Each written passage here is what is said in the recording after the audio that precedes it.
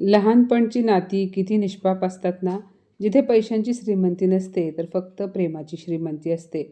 पण जशी माणसांची वेळ बदलते तशी काही नाती पैशांच्या तराजूत तोलली जाऊ लागतात.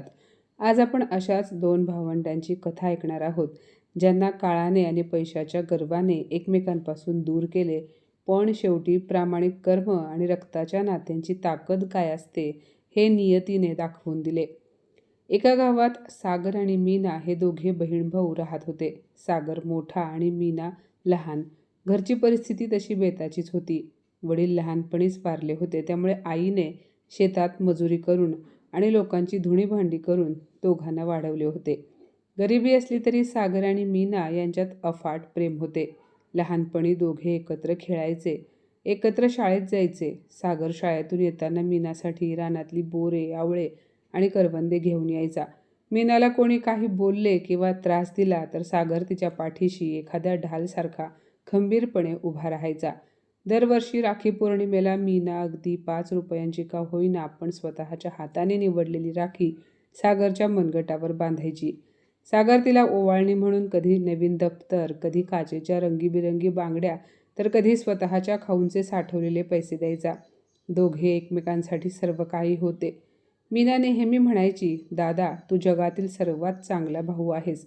मला प्रत्येक जन्मी तूच भाऊ म्हणून हवा आहेस. सागर तिच्या डोक्यावरून हात फिरवून म्हणायचा, माझी लाडकी बहीण आहेस तू. तुला कधीच कोणती कमी पडू देणार नाही. तुझा हा दादा नेहमी तुझ्या पाठीशी असेल. दिवस बदलले, दोघे मोठे झाले. मीना दिसायला खूप सुंदर आणि हुशार होती. तिच्यासाठी शहरातल्या एका खूप मोठ्या श्रीमंत आणि नामांकित घरातून सोयरीक आली. मुलाचे मोठे कारखाने होते, बंगला, गाड्या होत्या. सागरने आणि आईने कर्ज काढून आपली ऐपत नसतानाही मीनाचे लग्न त्या श्रीमंत घरात अतिशय थाटामाटात करून दिले. मीना आता शहरातल्या मोठ्या बंगल्यातली सून झाली होती. काही वर्षांनी सागरचेही लग्न झाले. त्याची पत्नी सरिता ही अतिशय समजूतदार आणि गुणी मुलगी होती. सागर गावातच एक छोटेसे दुकान चालवून आई, पत्नी आणि स्वतःचा संसार सांभाळत होता. सर्व काही ठीक सुरू होते, पण नियतीला हे सुख मान्य नव्हते. अचानक एक दिवस सागरच्या आईची प्रकृती खालावली.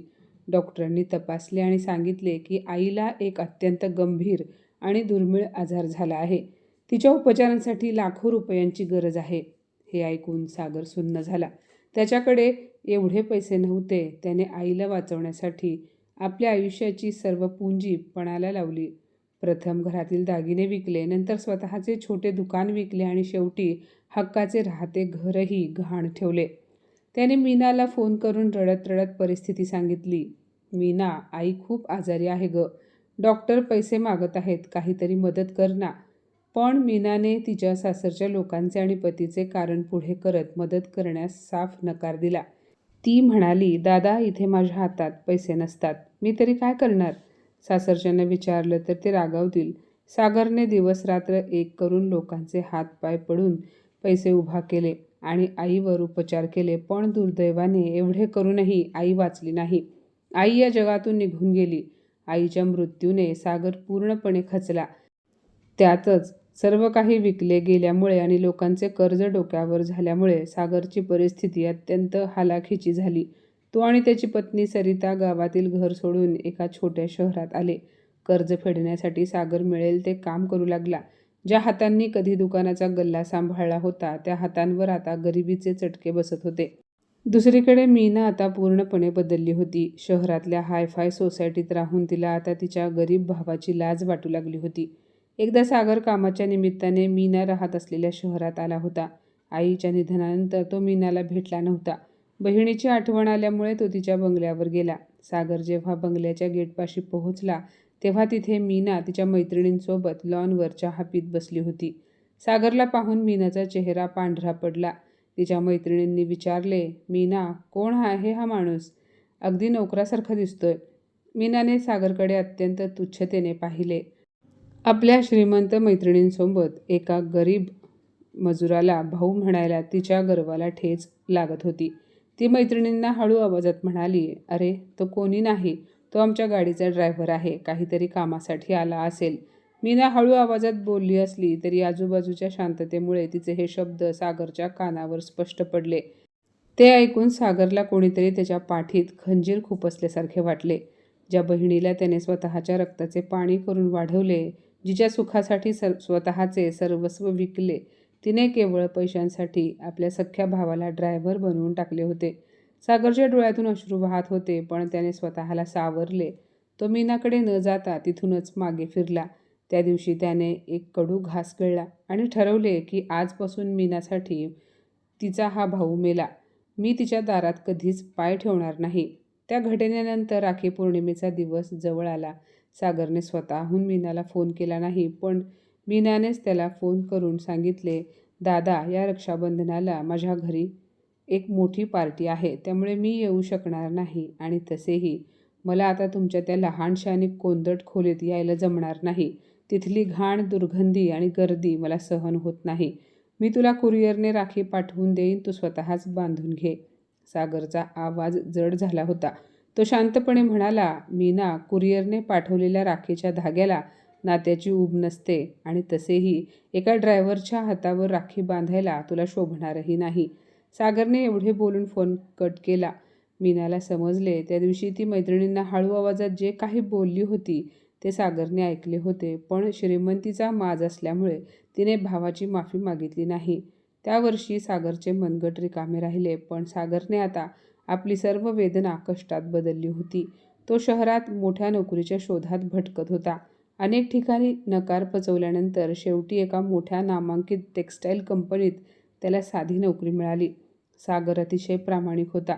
त्याला कष्टाची लाज नव्हती. कंपनीचे मालक, ज्याचे नाव सदानंद शेठ होते, ते खूप कडक स्वभावाचे होते, पण त्यांची नजर पारखी होती. त्यांनी काही दिवसातच सागरचे काम पाहिले.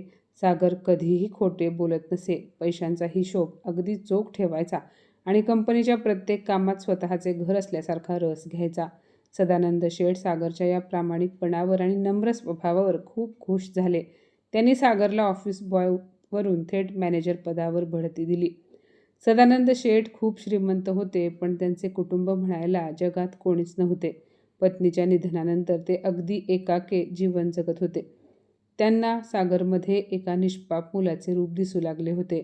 अचानक एके दिवशी सदानंद शेठ यांना अर्धांगवायूचा झटका आला आणि ते घरी बेडवर खिळले.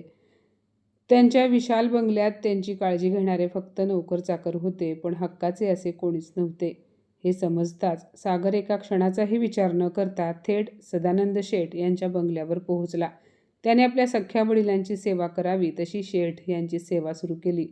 सागरची पत्नी सरिताही बंगल्यावर आली.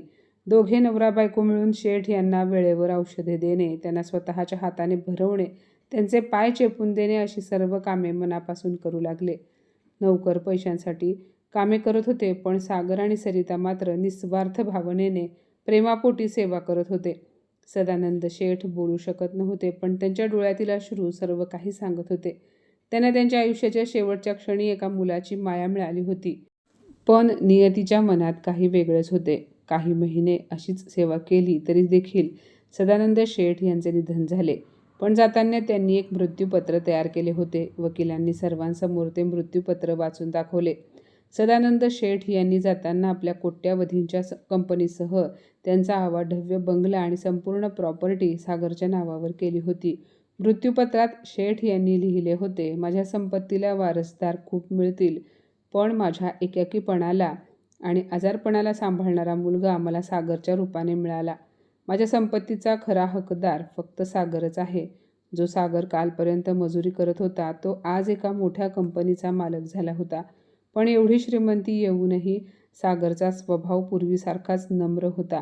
निसर्गाचा एक नियम आहे, कर्माचा फेरा कोणालाच सोडत नाही. वेळ नेहमी बदलत असते. ज्या काळात सागरचे नशीब बदलले होते, त्याच काळात मीनाच्या आयुष्यात प्रचंड मोठे वादळ आले. तिच्या पतीला व्यवसायात एका पाठोपाठ एक मोठे तोटे झाले. ज्या कारखान्यांवर आणि पैशांवर ते गर्व करत होते, ते कारखाने बंद पडले. सासरच्या लोकांनी बँकांचे कर्ज बुडवल्यामुळे कोर्टाने त्यांच्या बंगल्यावर आणि गाड्यांवर जप्ती आणली. मीनाच्या पतीने या कर्जबाजारीपणाला कंटाळून पोलिसांच्या भीतीने कुठेतरी पळ काढला. सासरच्या इतर लोकांनीही मीनाला आणि तिच्या लहान मुलाला वाऱ्यावर सोडून दिले. एका रात्रीत मीना रस्त्यावर आली. ज्या मैत्रिणींसमोर तिला भावाची लाज वाटायची त्याच मैत्रिणींनी मीनाचा फोन उचलणेही बंद केले. ती जुन्या कपड्यांमध्ये तिच्या लहान मुलाला घेऊन वणवण फिरू लागली. राहण्यासाठी घर नव्हते आणि खाण्यापिण्यासाठी पैसे नव्हते. पैशाचा तो अथांग अहंकार नियतीने एका क्षणात मातीत मिसळला होता. अशाच एका धो-धो पडणाऱ्या पावसाच्या दिवशी मीना भुकेलेल्या अवस्थेत तिच्या लहान मुलाला घेऊन एका मंदिराच्या पायरीवर बसली होती. पाऊस खूप जोरात पडत होता. तिचा मुलगा थंडीने कुडकुडत होता आणि भुकेने रडत होता. ती येणाऱ्या जाणाऱ्या लोकांकडे मदतीची याचना करत होती. तेवढ्यात मंदिराच्या समोर एक काळी आलिशान गाडी येऊन थांबली. गाडीचा दरवाजा उघडला आणि एक व्यक्ती हातात छत्री घेऊन खाली उतरली. ती व्यक्ती दुसरी कोणी नसून सागर होता. सागर मंदिरात दर्शनासाठी आला होता. सागरने पायरीवर बसलेल्या त्या माऊलीकडे पाहिले. तिचे विस्कटलेले केस, मळलेले कपडे, डोळ्यातील ती भीती. पण सागरने तिची नजर ओळखली. ती त्याची लहान बहीण मीना होती. सागरने हातातली छत्री बाजूला फेकली आणि तो धावत तिच्याजवळ गेला. मीना, मीना, ही काय अवस्था करून घेतलीस तू स्वतःची? सागरचा आवाज थरथरला. मीनाने वर पाहिले. समोर तिचा तोच भाऊ उभा होता ज्याला तिने एकेकाळी ड्रायव्हर म्हणून नाकारले होते. आज तोच भाऊ तिच्यासमोर एका राजासारखा, एका आधारवडासारखा उभा होता. मीनाने शरमेने मान खाली घातली. तिच्या डोळ्यातून पश्चातापाचे अश्रू वाहू लागले. ती सागरचे पाय धरून रडू लागली. दादा, मला माफ कर. मी पैशाच्या धुंदीत आंधळी झाले होते. मी माझ्या खऱ्या सोन्यासारख्या भावाला विसरले आणि काचेच्या तुकड्यांना श्रीमंती समजली. तुला ड्रायव्हर म्हणणाऱ्या माझ्या या तोंडाला आज समाजाने भिकारी बनवले दादा. आज माझ्या कर्माची शिक्षा मला मिळाली आहे. मला माफ कर. सागरच्या डोळ्यातही पाणी आले. त्याने मीनाला उठवले आणि म्हणाला, मीना, तू मला विसरली असशील, पण मी त्या लहानपणाच्या मीनाला कधीच विसरलो नाही, जी माझ्या एका चॉकलेटसाठी अख्खं घर डोक्यावर घ्यायची. तू मला ड्रायव्हर म्हणालीस तेव्हा माझं मन नक्कीच तुटलं. पण ह्या भावाचा उंबरठा आणि त्याचे हृदय तुझ्यासाठी कधीच बंद झाले नव्हते. बहीण कितीही श्रीमंत झाली तरी ती भावाची बहीणच राहते आणि ती कितीही गरीब झाली तरी तिचे स्थान भावाच्या काळजातच असते. पैसा येतो आणि जातो, पण नाती परत येत नाहीत. तेवढ्यात सागरची पत्नी सरिताही गाडीतून खाली आली. तिने मीनाला प्रेमाने जवळ घेतले, तिचे अश्रू पुसले आणि तिच्या मुलाला कडेवर घेतले. सागर मीनाला आणि तिच्या मुलाला आपल्या घरी घेऊन गेला. तिची राहण्याची, कपड्यांची आणि खाण्याची उत्तम व्यवस्था केली. मीनाला आता समजले होते की जगातील सर्वात मोठी श्रीमंती पैशात नसते, तर संकटाच्या वेळी पाठीशी उभ्या राहणाऱ्या आपल्या माणसांमध्ये असते. योगायोगाने पुढच्याच आठवड्यात राखी पौर्णिमा होती. आज सागरचा तो मोठा बंगला दिव्यांच्या रोषणाईने सजला होता. सागर पाटावर बसला होता. मीनाच्या हातात पूजेची सुंदर थाळी होती, पण यावेळेस तिच्या डोळ्यात अहंकार नव्हता, तर भावाविषयी वाटणारा अथांग आदर, प्रेम आणि कृतज्ञता होती. मीनाने अत्यंत मनोभावे सागरला ओवाळले. तिने सागरच्या मनगटावर तो पवित्र रेशमी धागा बांधला आणि ती सागरच्या पाया पडली. सागरने तिला उठवले, तिच्या डोक्यावरून हात फिरवला आणि तिच्या हातात एका नवीन फ्लॅटच्या चाव्या दिल्या. तो म्हणाला, मीना, ही तुझ्या नवीन घराची चावी आहे. मीना म्हणाली, दादा, मला नवीन घर नको. मी ह्याच घरात तुमच्यासोबत राहीन. पण सागर म्हणाला, तू ह्या घरात राहिलीस तर मला काहीच प्रॉब्लेम नाही. पण भविष्यात कोण कधी बदलेल, कोणाच्या मनात कधी अहंकार निर्माण होईल हे सांगता येत नाही. आणि माझ्या बहिणीला कोणी त्रास दिलेला मला सहन होणार नाही. आपला भाऊ असा का बोलतोय हे मीनाला बाजूच्या टेबलवर असलेल्या आपल्या वहिनीच्या फोटोकडे पाहून समजले. तो पुढे म्हणाला, हा भाऊ जोपर्यंत जिवंत आहे तोपर्यंत तुला कसलीच भीती बाळगण्याची गरज नाही. हे माझं तुला आयुष्यभर रक्षण करण्याचं वचन आहे. मीना सागरच्या गळ्यात पडून ढसाढसा रडली. 2 वर्षांपासून रिकामे राहिलेले सागरचे मनगट आज पुन्हा एकदा एका बहिणीच्या खऱ्या प्रेमाने राखीच्या धाग्याने सजले होते. असा समंजस भाऊ क्वचितच असतो. मित्रांनो, पैसा, गाडी, बंगला या गोष्टी आज आहेत तर उद्या नाहीत. माणसाची ओळख त्याच्या कर्माने आणि स्वभावाने होते. सागरने प्रामाणिकपणे काम केले, मालकाची निस्वार्थ सेवा केली, म्हणून नियतीने त्याचे नशीब बदलले. पण मीनाने पैशाचा गर्व केला, भावाचा अपमान केला, म्हणून तिला रस्त्यावर यावे लागले. श्रीमंतीच्या थाटात आपल्या रक्ताच्या नात्यांना कधीच विसरू नका. कारण जेव्हा जगातील सर्व रस्ते बंद होतात तेव्हा फक्त आपली रक्ताची नाती आणि त्यांचे निस्वार्थ प्रेमच माणसाला जगण्याची नवीन उमेद देते. तर माझ्या मित्रमैत्रिणींनो, आजची ही कथा तुम्हाला कशी वाटली कमेंटमध्ये नक्की सांगा आणि अशाच नवनवीन कथा ऐकण्यासाठी प्रज्ञा मराठी स्टोरीजला नक्की सबस्क्राईब करा. धन्यवाद.